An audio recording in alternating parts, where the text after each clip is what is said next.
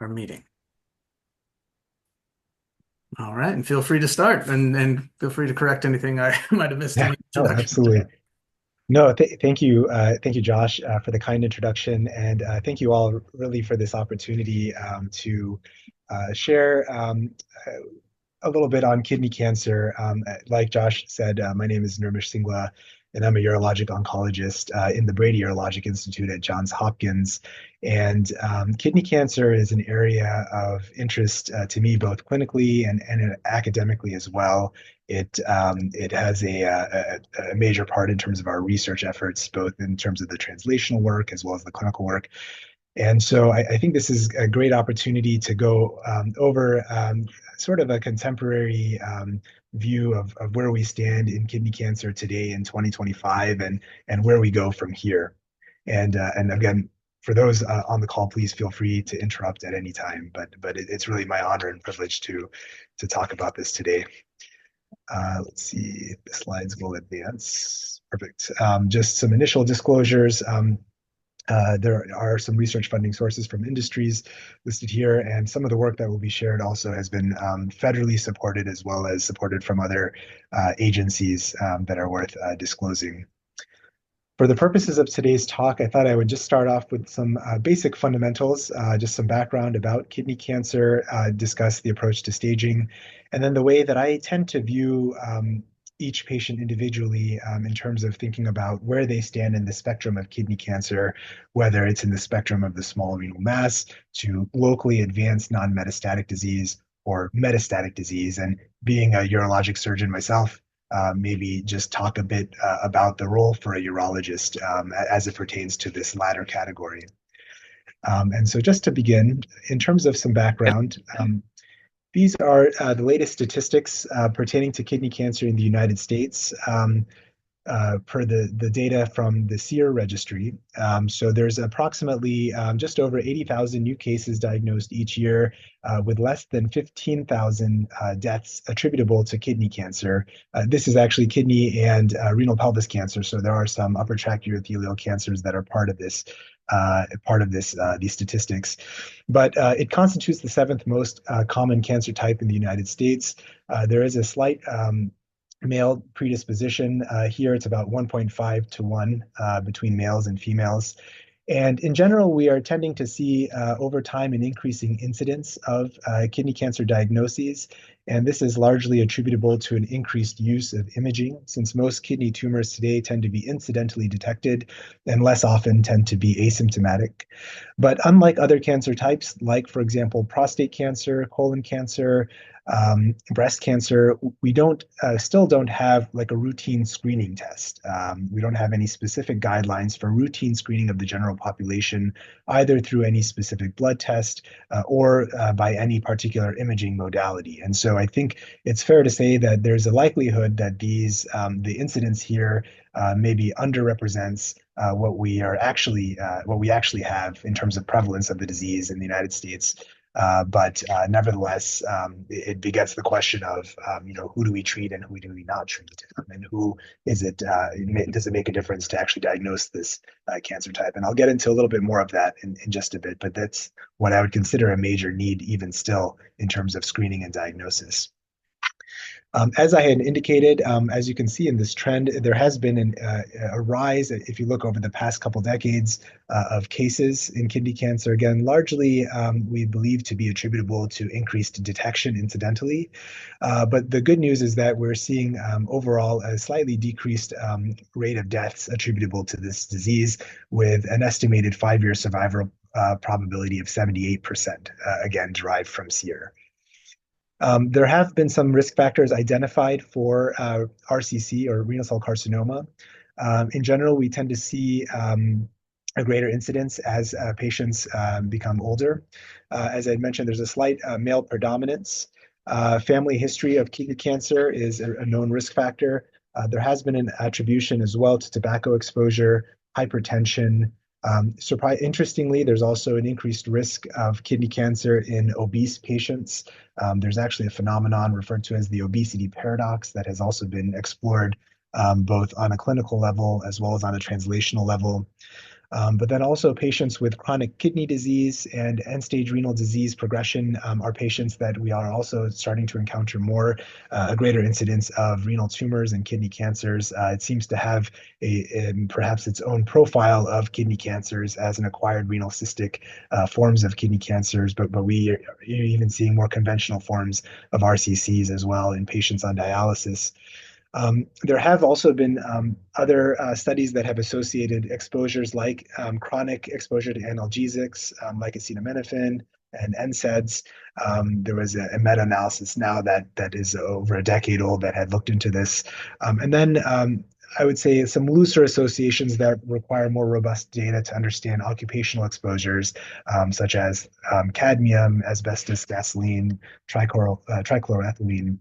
These are perhaps a little less well elucidated, but I would say in the grand scheme of things, there's a lot still that we're learning in terms of exposures and toxicities that can give rise to kidney cancer with a direct causative association to be further defined.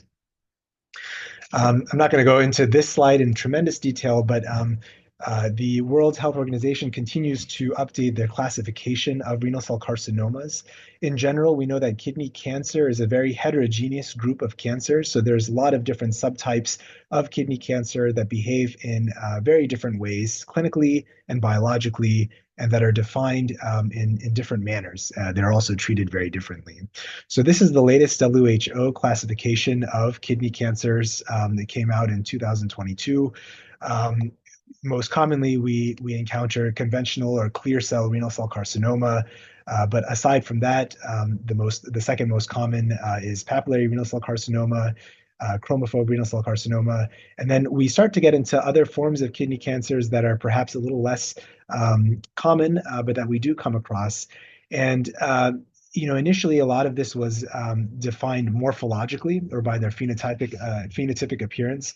But over time, we have started to learn more and more that molecularly defined classifications of renal cell carcinomas better identify the way that these tumors behave in response to treatment. And so more and more as we're becoming more sophisticated with characterizing kidney cancers, and as our technology continues to advance, there has been an increasing turn towards these so-called molecularly defined ways of characterizing renal cell carcinomas. And so by certain gene mutations or other characteristics on a molecular level, we're going to continue to see, I think, an increasing number of these types of subgroups emerging.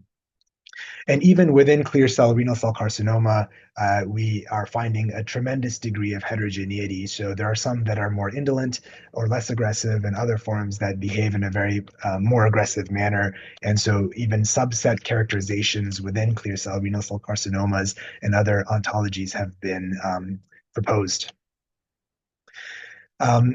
And I won't spend a lot of time in terms of talking about familial RCC syndromes, but most, I would say around 90 to 95% of kidney cancers tend to be sporadic or basically not linked to a specific hereditary syndrome or a driver mutation that is genetically defined in the germline. But there are some well-characterized familial RCC syndromes. This is not a comprehensive list, but these are some of the more common ones that I've listed here. Of course, we have von Hippel-Lindau syndrome, driven by the VHL tumor suppressor gene, hereditary papillary RCC, hereditary leiomyoma RCC, Birt-Hogg-Dubé syndrome, tuberous sclerosis. And these have been, in terms of the underlying genetic predisposition, have been fairly well elucidated. But the important thing to recognize is that oftentimes there may be other phenotypic manifestations that are important to bear in mind when counseling patients who may, or when evaluating patients who may harbor an undefined renal mass. Oftentimes these familial RCC syndromes present with multifocal or bilateral tumors, often at earlier ages. And so as a clinician, it begets us to really think about the role for genetic testing in an appropriately selected patient, just because there may be other implications even outside of the kidneys or in terms of the way one may approach treatment paradigms for patients in whom a familial RCC syndrome may be suspected. In terms of evaluation, like I had mentioned, most patients tend to present because of an incidental finding nowadays. The classic triad that has historically been associated with kidney masses of hematuria, flank pain, and a palpable abdominal mass usually tend not to be present. I mean, certainly if we are encountering some of these symptoms, it may suggest a more aggressive entity, perhaps a more advanced, either locally advanced stage or even a metastatic stage of diagnosis. Whereas now there has been a shift towards a greater detection of smaller renal tumors. I had mentioned that again, sometimes there are other physiologic manifestations that are associated with some of these hereditary syndromes that are worth contemplating when evaluating a patient and examining a patient. For example, certain dermatologic findings that may be associated with some of these RCC syndromes. And then uniquely, RCC also can give rise to what are called paraneoplastic syndromes. And this is actually often derived from the tumor itself. And so these can sometimes manifest as constitutional types of symptoms. They can manifest sometimes as hypertension, anemia, fevers, weight loss, hypercalcemia.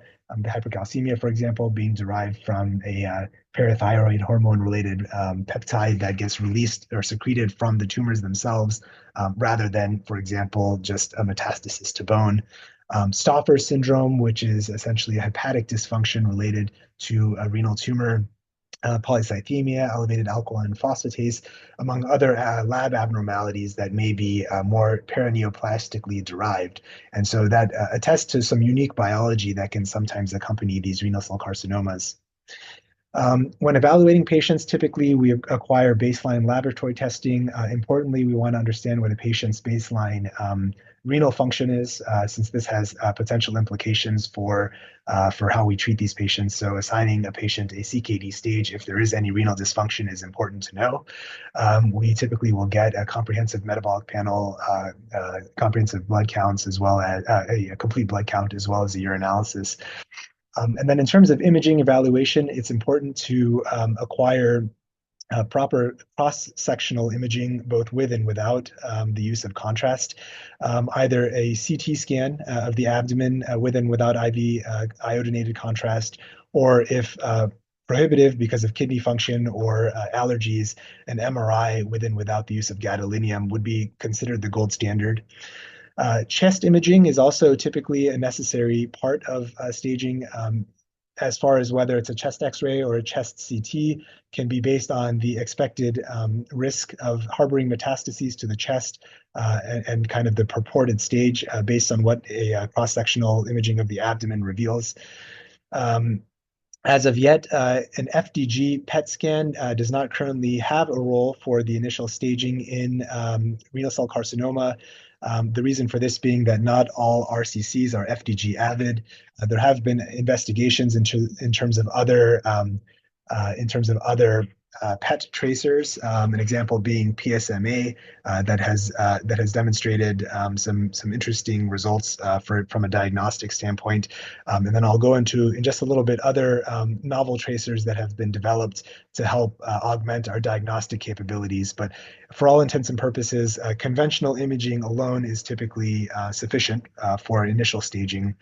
And then head staging, such as an MRI of the brain, is not typically part of the routine staging evaluation for all patients who present with a renal mass, but typically reserved for selected scenarios. In general, if patients present with neurologic symptoms concerning for potential metastatic involvement, or patients who have extensive metastatic disease on chest, abdominal, and pelvic imaging. Or something that we tend to do often is for patients who have a thrombus extending into the IVC, it's often a good idea to get brain imaging as well to rule out the possibility of brain mets. And then as far as the role for renal mass biopsy, I'll talk about this a little bit further in just a bit as well. In general, there are selected scenarios where biopsy has a role. Certainly, in patients with metastatic disease, it also carries a role in terms of directing treatment. But it's not always the case that we pursue a biopsy of a primary renal tumor unless we feel that the results from a biopsy can influence management. And there are some limitations in terms of, for example, false negative rates, grade discordance, potentially missing the tumor altogether, a small risk of hemorrhage. And these are all things that come into play when considering the use of the utility of a biopsy for patients. Um, in terms of staging, we use the classic TNM staging for the primary tumor, the nodal status, as well as the distant metastases. Um, the way that I like to kind of think about this is, are we dealing with a localized tumor? Are we dealing with a tumor that may be a little bit more locally aggressive, but without necessarily harboring metastasis? Or are we looking at a tumor where there's clear metastatic disease or spread elsewhere? And as I had mentioned, kidney cancer in general tends to exhibit a wide spectrum of biological and clinical behavior, both in the localized and in the metastatic setting. And also among cancer types, maybe shy of melanoma is one of the few that has a unique ability to metastasize to nearly any site in the body. And so that's a testament also to the underlying biology of how these tumors can spread. It's one of the few tumors where size plays a role in terms of the primary tumor staging, particularly for stage 1 and stage 2, and that's felt to have some prognostic value in terms of understanding the risk of spread and how we may approach some of these tumors, and that'll come into play when I go over small renal tumors in greater detail. Another unique aspect related to renal cell carcinoma is this unique, what we call a vascular tropism. And so, what I mean by that is these renal cell carcinomas, many cancer types can have the ability to demonstrate so-called lymphovascular invasion. But one thing that's kind of unique about renal cell carcinoma that we see in very few other cancer types, other ones being rarely in adrenal carcinoma or in hepatocellular carcinoma, but in renal cell carcinoma, we see it in about 10 to 15% of cases where sometimes a tumor thrombus can actually grow directly into the renal vein and then straight into the IVC, and can sometimes progress all the way to the level even of the right atrium. And these are cases that we do come across every so often here, and it's important to plan appropriately for these cases with a multidisciplinary team. Certainly, there's a surgical morbidity that comes into play. We typically approach these patients with the assistance of a vascular surgeon, and in some cases for higher thrombi, level 3 and 4 thrombi, sometimes we'll enlist the assistance of a cardiac surgeon as well if we anticipate the need for cardiopulmonary bypass. There have been now increasing there has been increasing interest turning towards multimodal approaches to treatment because of the associated morbidity with some of these higher level thrombi. I'll talk a little bit about some of the data surrounding the role for systemic therapy and even, believe it or not, stereotactic radiation. But in general, we still consider patients with IVC tumor thrombi in the absence of any, say, widespread metastatic involvement to still be primarily a surgically managed disease because of the potential morbidity from the tumor thrombus alone. So it becomes a fine balance.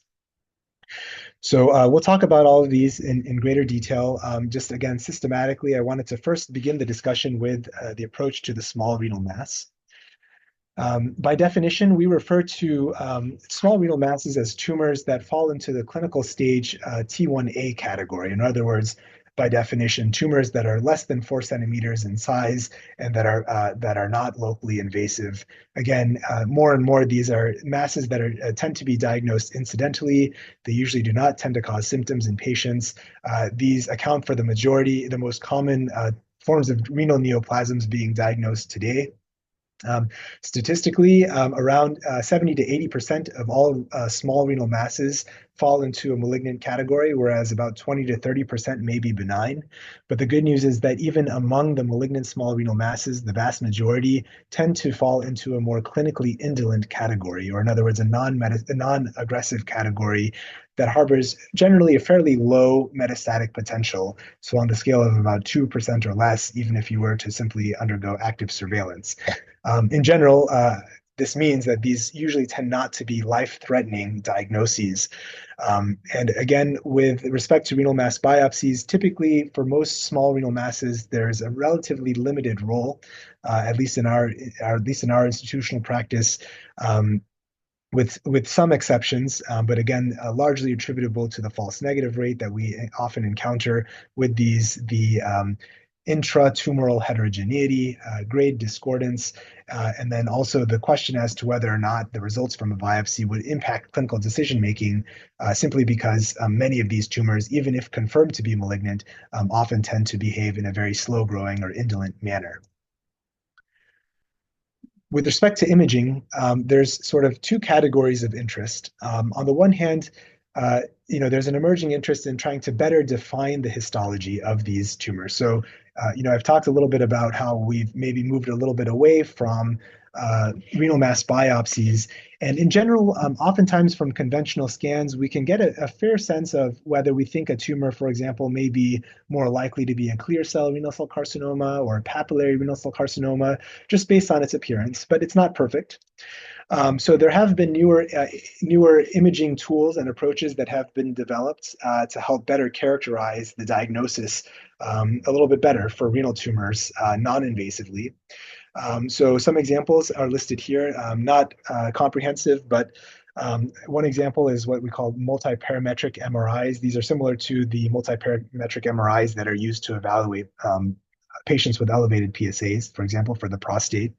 But there is something called a clear cell likelihood score that had been developed by some of our colleagues at UT Southwestern, where compared to maybe conventional imaging sequences, there's an ability to get a better sense of a likelihood of a particular histology.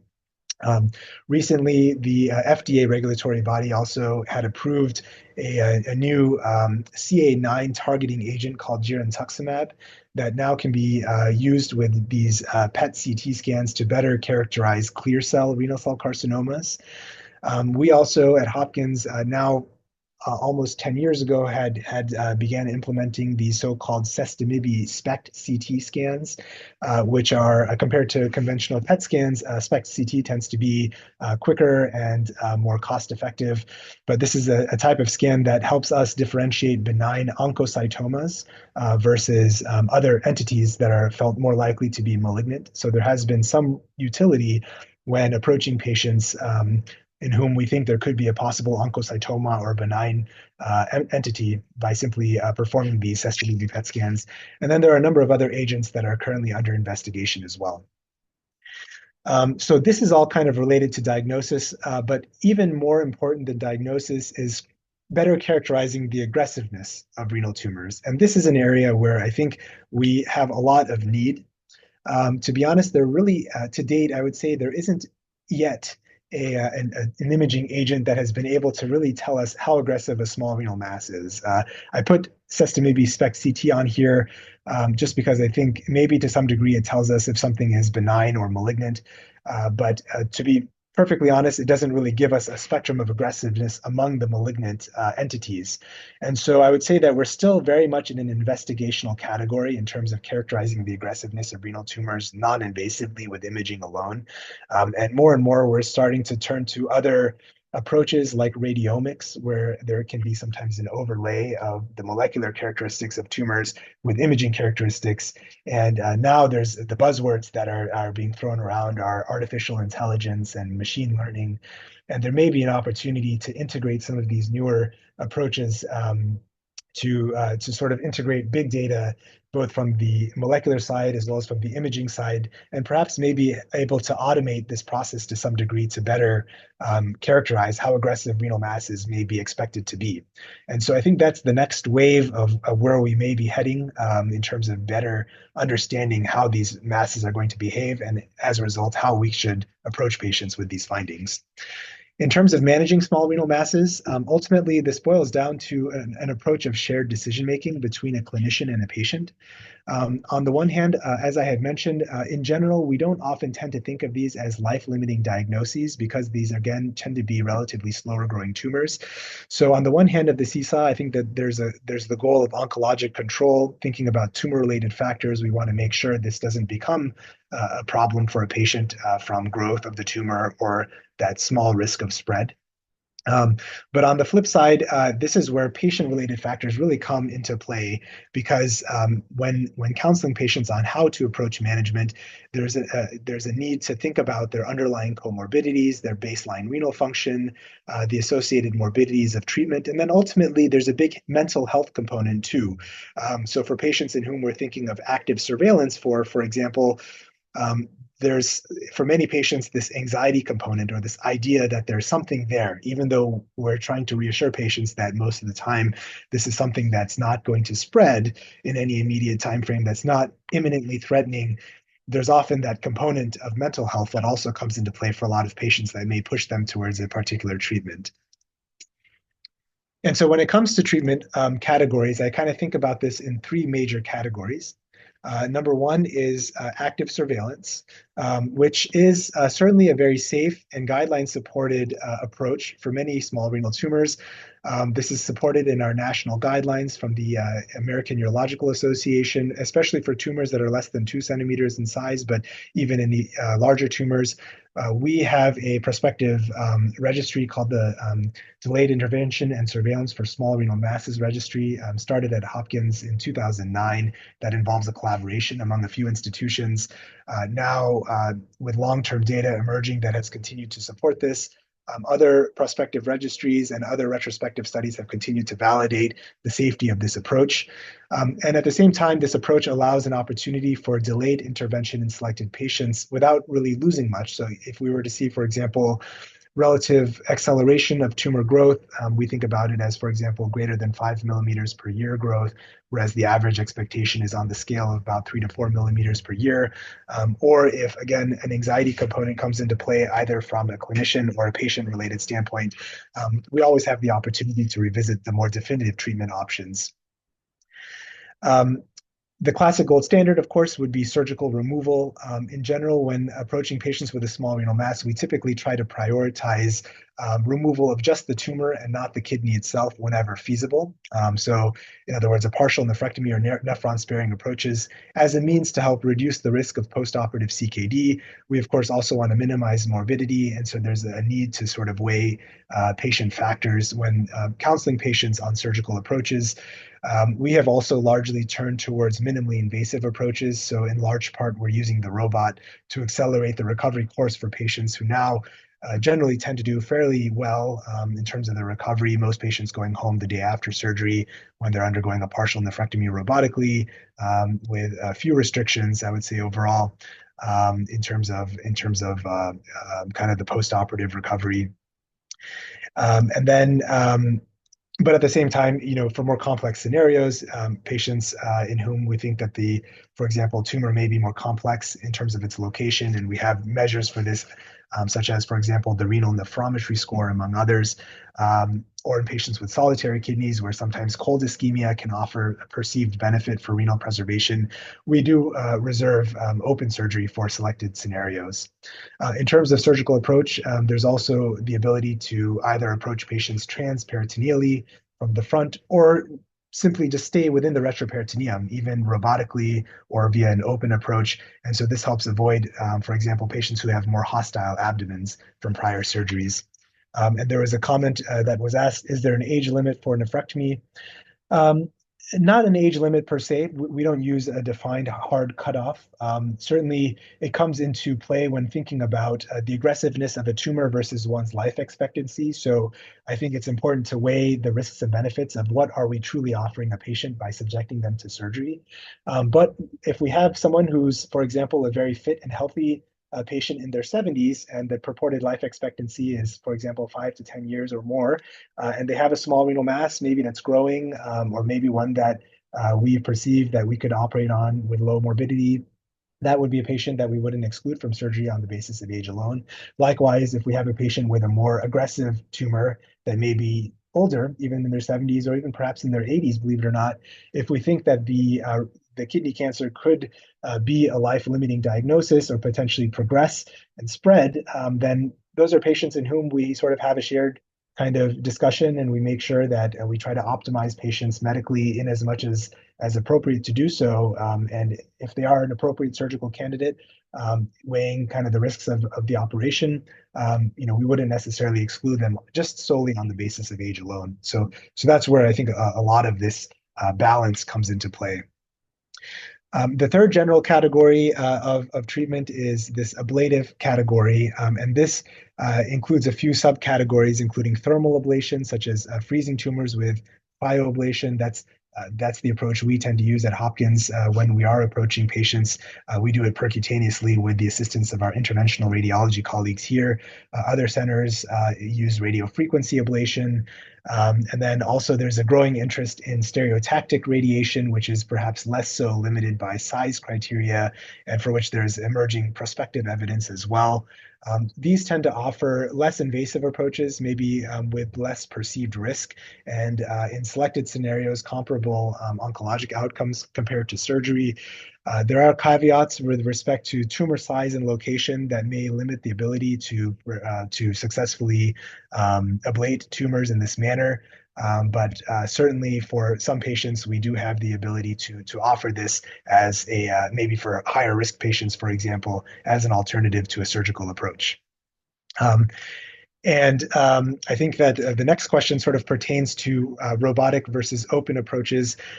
And so I would say certainly when it comes to the evolution of surgery, I think it's important to have both tools in our skill set whenever we have access to these tools.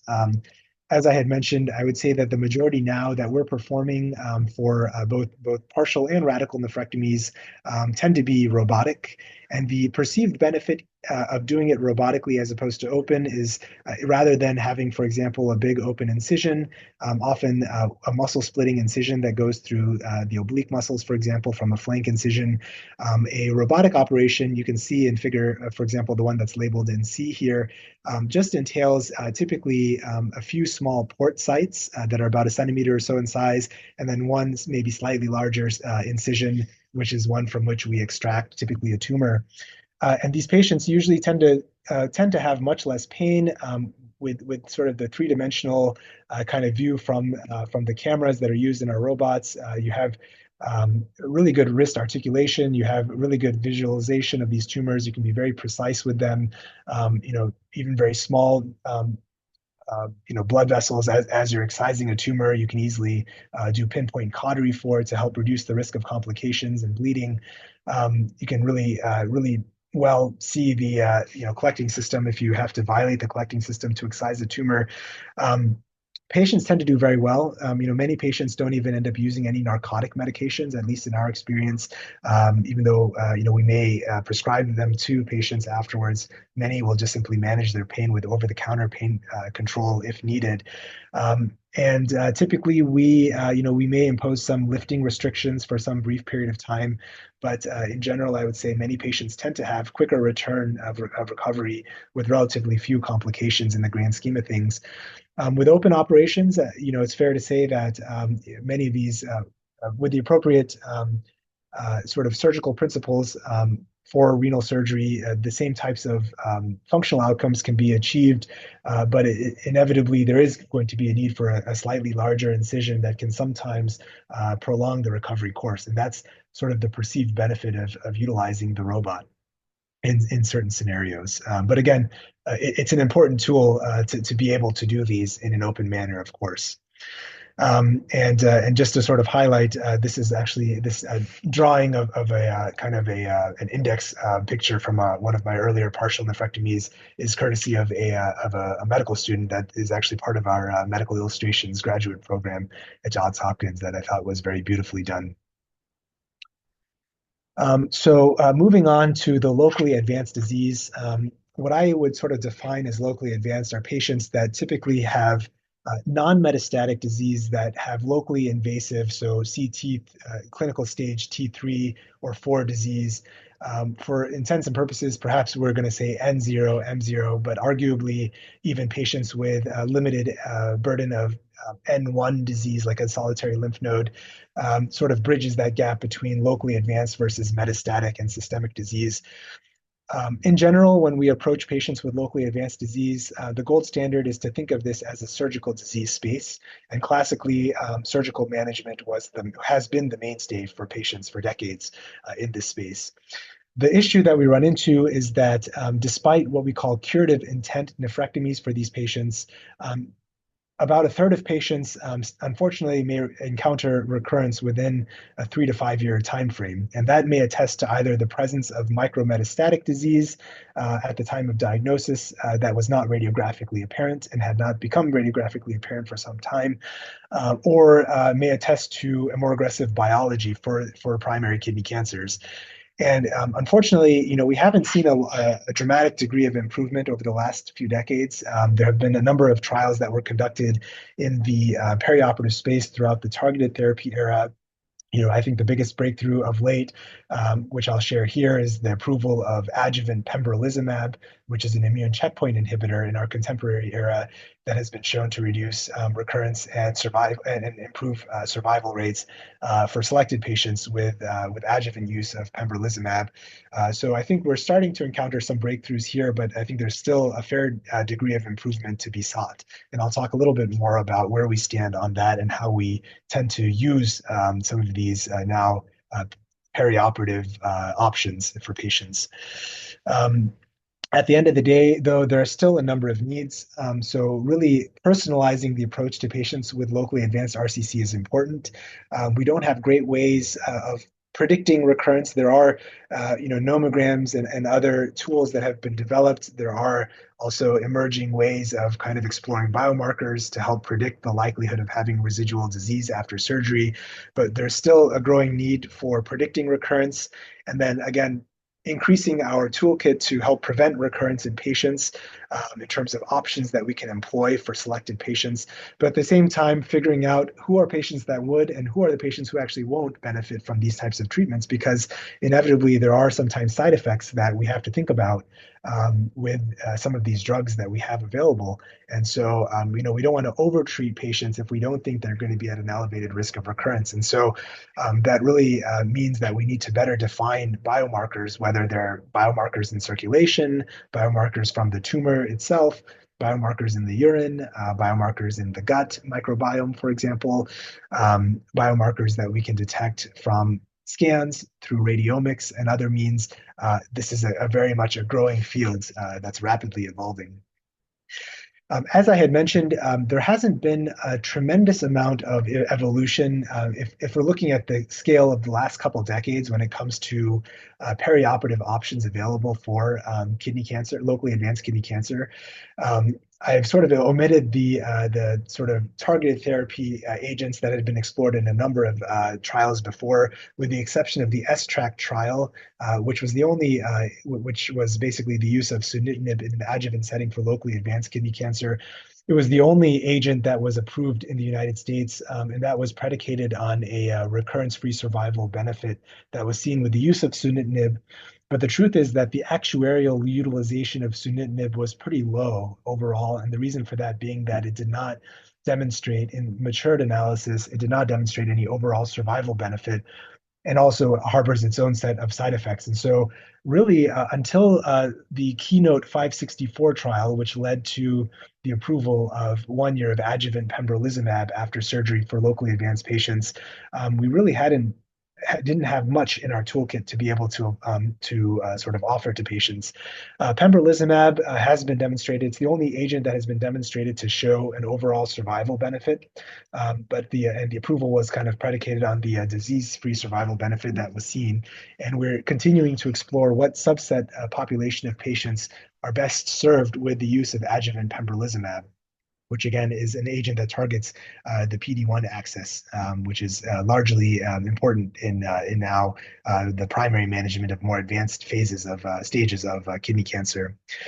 What's been kind of disappointing, though, is among the other perioperative immune checkpoint inhibitor trials that have been conducted, there have really been no other agents that have reached their kind of primary endpoint. These include, for example, adjuvant use of atezolizumab targeting PD-L1. from the Emotion 010 trial, adjuvant use of combination ipilimumab and nivolumab. So that's a CTLA-4 targeting and PD-1 targeting combination approach that's actually approved for metastatic RCC. That too did not reach its primary end goal. The Prosper RCC trial, which actually used neoadjuvant or prior to surgery nivolumab followed by additional nivolumab adjuvantly, also did not achieve its end goal of disease-free survival or recurrence-free survival. And then there have also been smaller scale phase 1 and phase 2 trials, including one at Hopkins where we had looked at the use of neoadjuvant nivolumab, which also did not really demonstrate any major benefits. And so we don't really have this paradigm of offering pre-surgical treatment really at this juncture as part of standard of care to patients in comparison to, for example, other types of cancers like muscle invasive bladder cancer or other types of immunogenic cancers where a lot of this was kind of predicated. So this is another space that we're actively exploring and for which there is a lot of room for improvement and investigation. That being said, we have had a lot of interest in exploring this pre-surgical or neoadjuvant space, and there's some rationale to be derived both from preclinical results as well as from other cancer types, where sometimes giving immune checkpoint inhibitor prior to surgery may theoretically enhance the anti-tumor T cell response that's induced by the primary tumor while the tumor is still in place or still in situ. Certainly, other cancer types, such as lung cancer, melanoma, breast cancer, have demonstrated encouraging results with giving neoadjuvant PD-1 blockade. But as I had mentioned so far, the trials to date, which have included earlier phase clinical trials, as well as the biggest trial being the Prosper RCC trial, randomized phase 3 clinical trial of neoadjuvant and a perioperative nivolumab versus just surgery alone, did not really demonstrate any clear clinical benefit. But certainly, I think that there's a lot to be learned from the tissue acquired from these trials. Certainly, the nephrectomy tissue, as well as circulating tissue, circulating sort of compartment, analyzing the blood of these patients at various time points, may offer an ideal platform to help study the effects of therapy on the primary tumor and in circulation. This is just an example of a study from the phase 1 trial that we conducted at Johns Hopkins across 17 patients, 15 evaluable that were treated with neoadjuvant nivolumab before surgery after 3 cycles, had undergone surgical resection for clear cell renal cell carcinoma. We did some correlative analyses. We found there were no patients that had a pathologic complete response in this cohort, but one patient that had demonstrated an immune-related pathologic response. And although we did not really see any clear clinical benefit, I think it's fair to say that there were some interesting changes that we uncovered from the use of PD-1 inhibition, both within the primary tumor and in circulation. There was a sustained inflammatory state that was promoted by the drug, as evidenced by an expanded CD8 compartment, effector T cell compartment, compared to the immunosuppressive regulatory T cell compartment. We did find that baseline immune infiltration seemed to predict better responses to nivolumab. And while nivolumab itself may not be kind of a winning strategy, it seems that from what we saw from increased tumor expression of CTLA-4 and circulating expression of soluble targetable checkpoint molecules such as PD-L1, PD-L3, or also known as B7H3 and 4-1BB, there may be some rational combination of immune checkpoint inhibitors that one could employ in a perioperative space, either neoadjuvant and or adjuvantly, that may be primed for better rational synergy to better treat patients and reduce risk of recurrence. And that may be the next phase of where we're headed in terms of investigation. I had mentioned the challenge of treating patients with IVC tumor thrombus. This is, again, something that we certainly encounter time and again, and oftentimes entail the need for a more complex surgery with a surgical team involved. I will mention that there have been groups that have started to demonstrate response even in these tumors to systemic immunotherapy. I will say that in the absence of a widespread metastatic disease, it's important to note that the gold standard remains surgical treatment. But this is one of an earlier case reports that showed a patient with poor performance status per IMDC risk criteria poor risk group who had a level 4 thrombus, or maybe a high level 3 thrombus, just getting to the level of the diaphragm, who actually was treated with ipilimumab and nivolumab, who had complete regression of the thrombus, believe it or not. And the patient had undergone a cytoreductive, had undergone a surgery afterwards that demonstrated no residual tumor within the thrombus, but still had a substantial viable tumor within the primary tumor itself, still highlighting the important role for surgery and demonstrating a differential immune infiltrated component between the thrombus component and the primary tumor. More and more series are starting to look at the role for immunotherapy in treating thrombi, but again, I would say that it should really be still in an investigational category when the ability to operate on patients exists. And something that I don't necessarily advocate for in terms of a mainstream approach, but something that it's still worth highlighting as an investigational approach is this idea of stereotactic radiation. There's emerging data certainly for primary renal tumors, but believe it or not, even in patients with tumor thrombi extending to the IVC, what initially started as kind of a palliative approach in two patients from a case, maybe a case report across two patients that demonstrated a palliative benefit, had emerged into an idea, a conceptual idea that was led at UT Southwestern, where this idea of using neoadjuvant stereotactic radiation prior to surgery in the setting of an IVC thrombus had been proposed and investigated. Again, I would say oncologically, there wasn't necessarily any derived benefit that was seen, especially if surgery is planned anyway. But another toolkit, another maybe tool in the toolkit to consider, particularly in patients who are felt to be poor surgical candidates. For example, if they're exhibiting Budd-Chiari syndrome due to extension of a thrombus into the hepatic veins, for which mortality rates are exceedingly high perioperatively, these may be opportunities to think about other multimodal approaches to management in a palliative manner. And I just want to sort of shift gears here, just in the interest of time. I'm going to try to sort of focus on maybe some of the aspects related to the role for a urologist when dealing with metastatic disease space, but also kind of set a general balance of how we approach patients with metastatic disease for RCC as a way to sort of wrap up some of the basic aspects of this talk. Just from a higher level point of view, in terms of managing patients with with metastatic RCC, again, it really boils down to thinking about both disease-related factors and then patient-related factors. In terms of disease-related factors, we tend to think about what is the overall burden of disease. Are these patients who have solitary metastasis, oligometastatic or low-volume metastatic disease in a few spots only, or are they patients that are widely metastatic?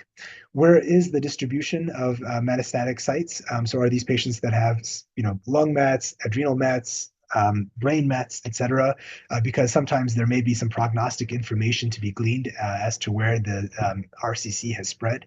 And then also the histology, is it clear cell or non-clear cell? Because that may also predict the type of response one may exhibit from conventional systemic therapies, which have mostly been studied in the setting of clear cell RCC. But then it's also important to understand patient-related factors. What's their overall functional status? Are there any paraneoplasias that they're experiencing that I had mentioned earlier in the talk? What is the degree of symptomatology that is being experienced due to the presence of these metastatic disease sites based on the specific sites involved, as well as the overall constitutional burden of disease? And then what are the purported goals of care? Is there a need to involve an expert in palliative care as a consultant for globally managing these types of patients? Our toolkit generally relies on systemic therapy for most patients who have metastatic disease. Now I would say immune checkpoint inhibitors have largely become the frontline therapy combination approaches that typically involve immune checkpoint inhibitors and targeted therapies, classically TKIs, i.e. angiogenic inhibitors, in conjunction with immune checkpoint inhibitors as the frontline treatment for most patients. But then again, the role for the urologist may still play a role. The role for a cytoreductive nephrectomy, who is it that should get a cytoreductive nephrectomy and when? These are evolving questions that I'll talk a little bit about. And then also control of metastatic sites from site-directed treatments, local regionally, for which we do have certain approaches that can either be surgical in nature, metastasectomy, if surgically approachable and appropriate based on the degree of metastatic burden, as well as ablative approaches, such as stereotactic radiation or thermal ablative approaches that can sometimes be employed in patients who have maybe oligometastatic or solitary metastatic disease. In terms of the evolution of systemic therapies, classically we initially had our cytokine era that had predominantly dominated throughout the 90s and the early 2000s, followed by the targeted therapy era from around 2004, 2005 through about 2016. And finally, now in our sort of third therapeutic era, for almost a decade now, we have been finding really revolutionary treatments with revolutionary responses with immune checkpoint inhibitors. This is an example of a patient who was treated with pembrolizumab and lenvatinib for widely metastatic disease, who had demonstrated a complete response even just after 4 months of treatment and has remained durable now for over a year. Certainly from conventional trials, we're seeing unprecedented complete responses to these immune checkpoint inhibitors that were not seen in the past, with response rates as high as with complete response rates as high as even 10 to 16% compared to just less than 5% in prior eras. So we can definitely see this shifting paradigm, and it behooves us as our therapeutic armamentarium continues to evolve to start to become a little bit more personalized and parsimonious with our approach, because there are undoubtedly side effects from these types of treatments. And so we're more and more kind of understanding what type of molecular drivers are likely to predict response to certain types of treatments, and how can we use those drivers as far as predictive biomarkers for patients. And so that sort of toolkit of these multi-omic approaches to characterizing kidney cancer biology continues to expand. And that also expands to the clinical spectrum, where we classically rely on validated risk models that were actually validated in earlier eras, such as the MSKCC model developed by Dr. Motzer in 2002. This is largely validated in the cytokine era, to the IMDC risk criteria by Dr. Heng in 2009, validated throughout the targeted therapy era, relying on a variety of variables, including clinical and laboratory variables. But as it turns out, we still currently lack a model that actually applies to the immune checkpoint era, and it's arguable that these earlier types of models may not really apply today. And so this is another area where there is a lot of room for improvement. In terms of cytoreductive nephrectomy, the role for cytoreductive nephrectomy initially was sort of predicated on two prospective trials that were published in the cytokine era that demonstrated an overall survival benefit of about 6 months. And that was the data from which the use of cytoreductive nephrectomy had been extrapolated throughout much of the targeted therapeutic era. The Carmina trial was something that was published in 2018 that actually raised a lot of controversy surrounding the role for cytoreductive nephrectomy. There were a lot of nuances to the trial that were important to note, as well as its questionable applicability to the contemporary immunotherapy era. But ultimately, I would say the take-home points from my perspective related to the Carmina trial is that when offering a cytoreductive nephrectomy, patient selection is key. And we currently lack any prospective trials that are currently published. There are ongoing trials to characterize the role for cytoreductive nephrectomy with immune checkpoint inhibition. And when asking the question of if it's relevant, the answer is probably yes. We have a lot of retrospective data that's continuing to emerge in support of the role for cytoreductive nephrectomy, but patient selection is important to understand overall tumor burden, functional status, and risk. And also the timing is important to consider in terms of when to give it, either upfront or after some duration of therapy. But we and others have shown that performing a nephrectomy after a patient has received immunotherapy is indeed both safe and feasible. This is perhaps one of the earliest series that was published on this topic, where we showed in 10 patients that it was safe and feasible to do a nephrectomy. And using a national database, we found that there was a statistical significance with respect to survival benefit in offering cytoreductive nephrectomy and conventional immunotherapy compared to immunotherapy alone in selected in appropriately matched patients. But one thing that was interesting is that we saw for the first time a complete pathologic response within the primary tumor as well. And since then, there were a number of series that had emerged because this is a phenomenon that was not really seen in prior eras, where anywhere from 5 to 18% of the time, a complete pathologic response to immunotherapy was seen within the primary tumor. And there remain a number of questions. What does this mean for patients? Could this be a surrogate for oncologic outcomes for a patient and complete responsiveness elsewhere? Are there ways through biomarkers or radiographic means or otherwise that we can predict complete response in patients? And does that mean that we can potentially avoid even offering a nephrectomy in some patients altogether? And then as far as the timing of cytoreductive nephrectomy, this was a study we had done a few years ago where we looked at some of the variables that are associated with poorer risk, IMDC risk categories in terms of lab values and performance status, that we found that even in patients with metastatic disease, selected patients who underwent upfront cytoreductive nephrectomy actually had improvement in some of these variables, even without the initiation of therapy, again, attesting to some of the biology that's inherent within these primary tumors. So we have developed an algorithm that we use institutionally, and we have published this to make it available for others as well to serve as a guide of when to offer cytoreductive nephrectomy in patients. That ultimately boils down to a combination of patient-related factors and tumor-related factors, and thinking about aspects related to prognostic risk, the histologic subtype, comorbidities within patients, among other factors, to decide, whether do we offer cytoreductive nephrectomy at all, and if so, is it upfront or after some duration of a durable response to therapy? And so this is something that I would be more than happy to make available. It is already published and a paradigm that we tend to follow institutionally. So just to summarize and conclude, I think that there's a lot to talk about when it comes to kidney cancer, but I tried to highlight some of the major points from a fundamental level and in terms of how we think about this and where we are headed. It's fair to say that RCC tends to exhibit a fairly wide spectrum of biological and clinical behavior with several different histologic subtypes that continue to expand and be defined on a molecular level. It's important to think about those 5 to 10% of patients that may have hereditary RCC syndromes, and so looking at some of the phenotypic manifestations clinically when examining these patients may be important to consider. We're encountering an increasing incidental detection of renal masses, often because of imaging that may be performed for unrelated reasons.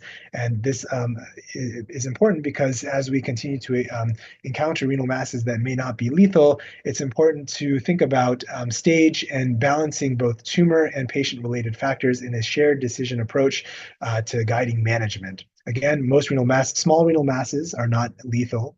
With locally advanced RCC, recurrence remains the biggest problem, and we're continuing to explore the role for biomarkers to more parsimoniously utilize perioperative multimodal treatment strategies to treat patients.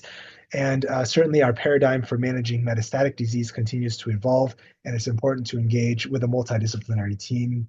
We've actually set up a multidisciplinary clinic for kidney cancer, and we just celebrated the 1-year anniversary last year, where both a medical oncologist and myself partner to lead the clinic, but then also with the ability to have a consultation with a radiation oncologist. Now that stereotactic radiation has entered into our armamentarium, it's important to also engage with a nephrologist, sometimes an interventional radiologist, a genetic counselor, maybe a palliative care specialist, and the list goes on. And so the role for kind of involving a larger team approach for more complex scenarios becomes important.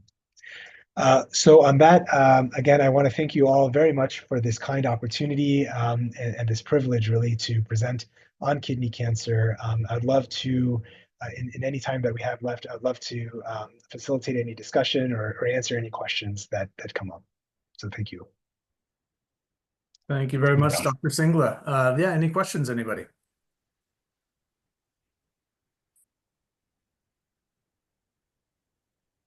Yes, Dr. Masresha. Thank you very much. It was timed and well elaborated webinar series. Thank you for Dr. Singha also. So I have a question on regarding for localized renal cell carcinoma.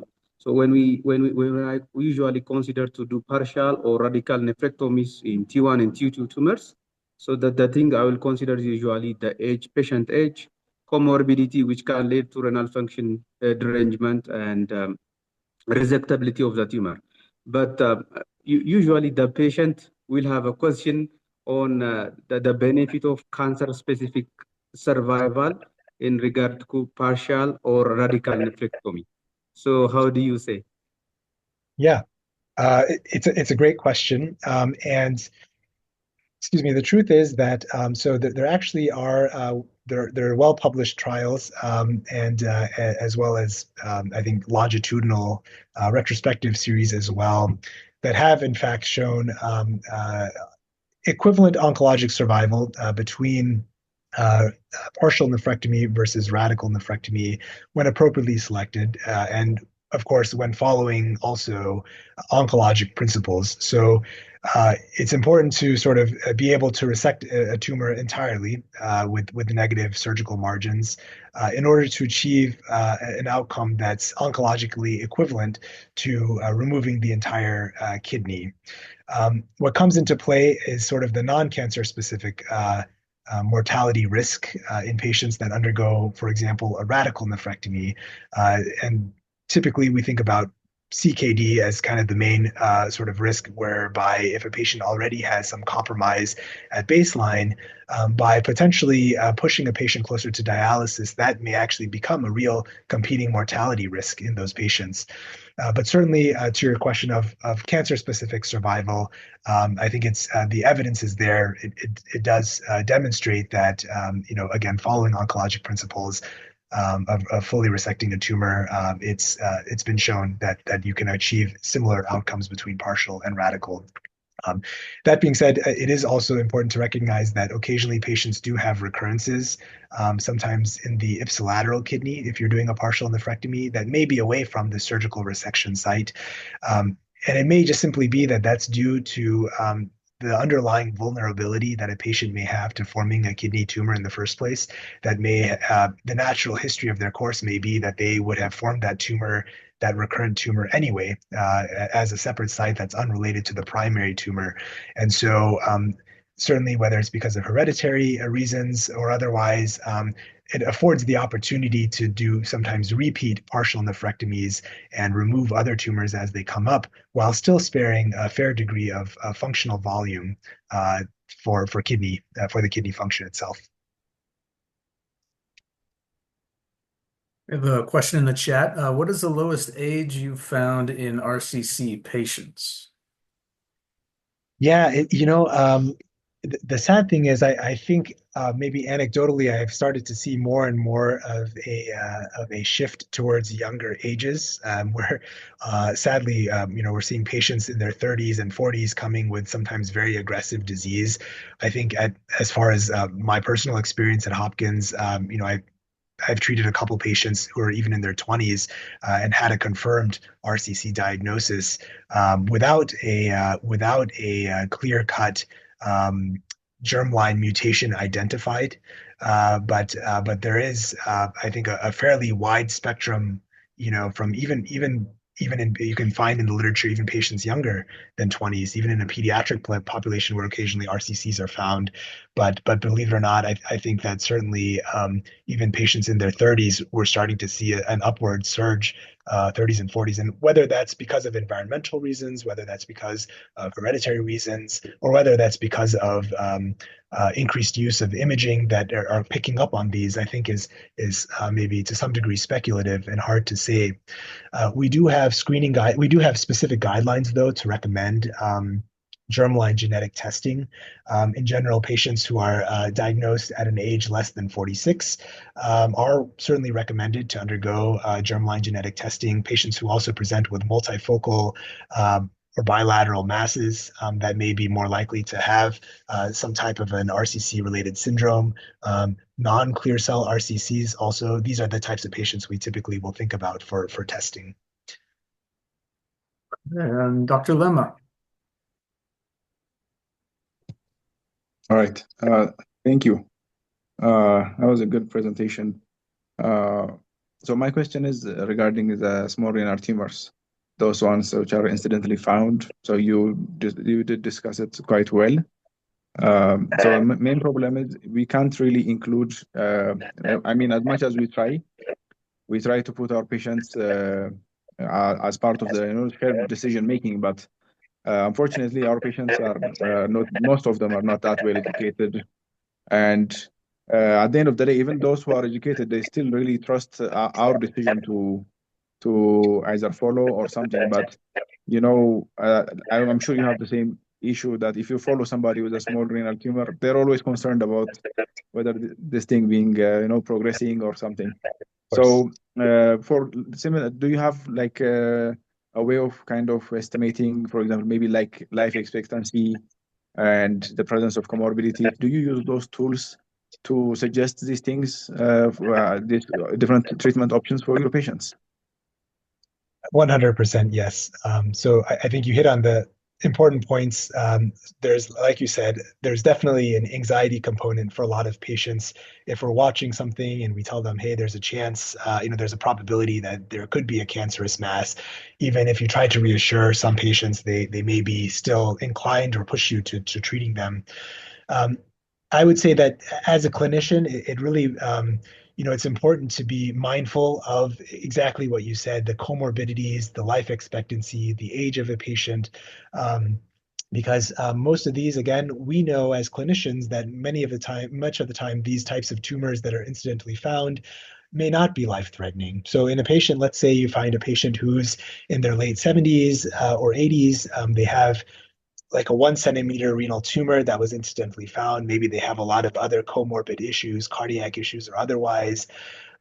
This is the type of patient that I would say, look, I think that putting you through the risk of of a general anesthesia for a major surgery to remove a tumor that is not life-threatening would elevate your risks of a complication and potentially increase your risk of mortality from the treatment itself for something that is otherwise probably not gonna kill you. And so I think that especially, so it's important, I think, to give the information to the patient, at least so they're aware. And if it turns out that the shared decision making ends up falling more on the clinician to sort of make that decision for patients, I think the important thing is to trust the data and to evaluate each individual patient in front of you, knowing what the sort of life expectancy, knowing what the types of risks and the difficulties of intervening on a patient may look like. And, I think that, I often will say for patients that are maybe on the fence about something or have some degree of anxiety, sometimes simply repeating a scan in a short duration, maybe somewhere between 3 and 6 months, just to show them that, hey, look, this is a follow-up scan in 6 months and the tumor hasn't changed, or maybe the tumor only changed by 1 or 2 millimeters. Sometimes that in and of itself is enough to show a patient that actually this is something that they can trust as a safe approach, that nothing is changing, and sometimes makes patients a little more inclined to then continuing with surveillance. And if something were to change and the patient decides otherwise at some later point that they want to go with treatment, the good news is that oftentimes you haven't lost much. If a tumor grows by a few millimeters and then you decide to treat it 6 months or a year later compared to treating it at this moment, it's not that it's oncologically more aggressive in the vast majority of cases. Yeah, I agree because unfortunately, the only type of partial nephrectomy we can offer our patients is open partial nephrectomy, which is, if you ask me, it's quite a disaster. Even our incisions are bigger than radical nephrectomies because you want better access. Do you have any specific tools? Like sometimes I use this Charleston Comorbidity Index to estimate life expectancy. Do you use something like that? Or is there anything a better tool?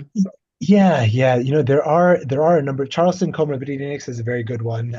There are also there's a number of actual nomograms and predictive models for life expectancy that are published and that are accessible online.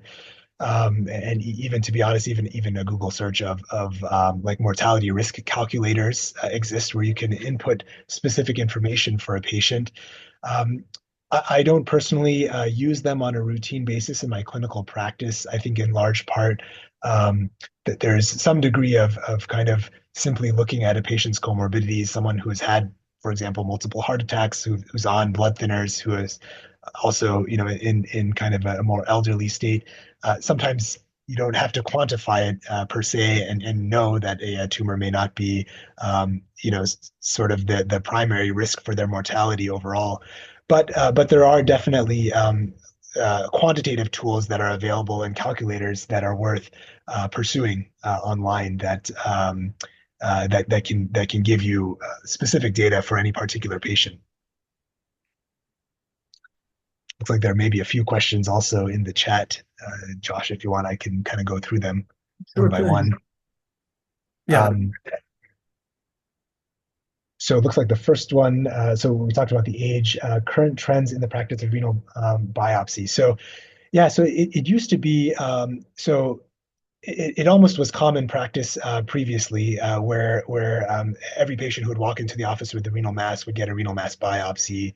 Although the risk of complication is fairly low, less than 5% risk of a hemorrhagic issue that's clinically significant, the thing is that we have seen that there's a relatively there's an there's a rate of false negatives that may be either because of intratumoral heterogeneity, where sometimes a tumor may have some benign areas within it that a needle may land in a benign area and give you this false impression that the whole tumor is malignant, or even just missing a tumor altogether, where sometimes there's utility in terms of being a good rule-in test, but not necessarily a rule-out test.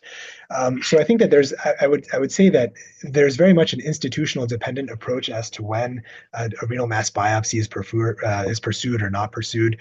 But there has been overall a trend towards a trend away from routinely pursuing renal mass biopsies, and it's one of the few cancer types that we actually sometimes will undergo definitive treatment without having a confirmed biopsy diagnosis.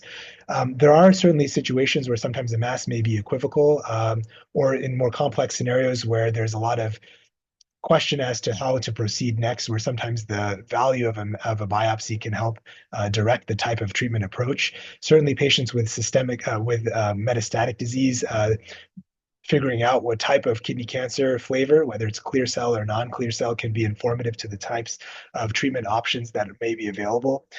Differentiating certain entities that are less common, for example, renal lymphoma, if there may be some suspicion that a patient may have a lymphoma or may not be a malignant entity altogether, a biopsy could be useful to pursue in those cases as well. So there's definitely still a role, but I think it would be highly individualized and not necessarily something that needs to be done on a routine basis. Let's see. I think next question, we're encountering significant young patients with renal mass. How's your experience? Like I mentioned, I think we are also encountering with more and more younger patients that are presenting to the office. We tend to be more aggressive in terms of their treatment approach. Aggressive meaning we don't tend to be as eager to pursue surveillance, for example, in patients who have localized renal tumors that are younger, just because we're looking at hopefully a horizon of decades ahead of life. And so we tend to more often try to pursue more definitive treatment strategies for them. We tend more often also to consider genetic testing approaches in them. And then in terms of and then also in terms of like renal sparing approaches, we try our best to try and spare to do nephron sparing approaches even for more complex tumors in younger patients, so as not to put them at increased risk of long-term CKD down the road, so that those types of issues can be avoided in as much as possible from what we do iatrogenically. How often do you perform ablative therapies, and what were the outcomes so far? I would say that, in terms of definitive treatment strategies, I tend to counsel patients by telling them that in general, surgical treatment is still considered the gold standard approach, but ablative techniques, because of the longitudinal data that has been emerging now over the past 15 to 20 plus years, in fact, thermal ablation is in fact a useful toolkit to have in our pockets. And I always inform patients that this is an option that's available. The success rates are largely predicated on tumor size and location. If you look at classic literature, generally the greatest success rates are seen with tumors that are 3 centimeters or less, that tend to be often in more polar locations or peripheral locations that are away from the renal hilum or collecting system, and ideally away from other structures such as the bowel, etc. The reason being that sometimes, especially with like radiofrequency ablation, sometimes you can develop a heat sink effect from the renal hilum. or you may risk injury to the ureter or bowel. For example, if a tumor is in close proximity, sometimes our interventional radiology colleagues who perform these procedures at Hopkins, they may ask us to place a stent prophylactically, a ureteral stent, if there's a higher risk of developing a ureteral stricture or injury from it. So it is something that we offer to patients. There are some patients that may be at a higher risk of an anesthetic complication, or in some cases may have a greater risk of needing to undergo a radical nephrectomy surgically if we were to attempt a surgical approach, or simply that a patient is less inclined to undergoing surgery. If there may be these types of patients and we think that active surveillance is not the most favorable option for them, it's nice to have some of these other approaches available to us that we can consider pursuing to definitively treat a tumor. And so I would say that there may be a slightly higher risk of recurrence or persistence of tumor in some types of tumors that are attempted with ablation, sometimes larger or not the ideal location. But even still, when properly selected, there may be comparable outcomes. And then I think this is the last one in the chat. Immune checkpoint inhibitors are not affordable for most of our patients. Is it a big issue in your setup? So I think internationally, I think access certainly can be an issue. Fortunately, in the United States, because of FDA approval for immune checkpoint inhibitors, most of our standard immune checkpoint agents, these include agents like pembrolizumab, which is often in combination with other agents like targeted therapies such as lenvatinib, or the use of ipilimumab and nivolumab as combination approaches. These are FDA approved and fairly accessible now widely, even across community practices. Generally, they are covered through insurance because of the indications that have been approved for them. So I think in this day and age, maybe earlier on in our experience, it was a little bit more so an issue than it is today. The other aspect being that it's also that these agents are often used for other types of cancers, not just for kidney cancer. So I think that we're encountering less of an access issue here, which unfortunately, as you had alluded to, can sometimes be seen maybe in other places where the expense and the access maybe poses an issue, where sometimes those agents, which we know are very effective, may not be accessible to treat patients, unfortunately, who might derive benefit from them. All right. Thank you very much, Dr. Singla. And I want to thank everybody for attending. And if you have any other questions, feel free to email me at josh.wood@ivumed.org. I can relay any questions to Dr. Singla. And also, if you have other topic suggestions that you would like for future lectures, please send those along as well. Thank you very much, Dr. Singla. I really appreciate your time and expertise, and thank you all for joining us. Thank you. Thank you all. Yeah, thank you all so much. And if I'm always more than happy as well. So if there are any other topics or any other questions that come up, then by all means, don't hesitate. And Josh, feel free also to share my contact information, my email, etc. I'm more than happy to share it. It's really my pleasure to be involved with IVUmed. Thank you. Thank you very much. Have a nice evening, everybody. Thank you. Thank you. Goodbye. Thank you so much.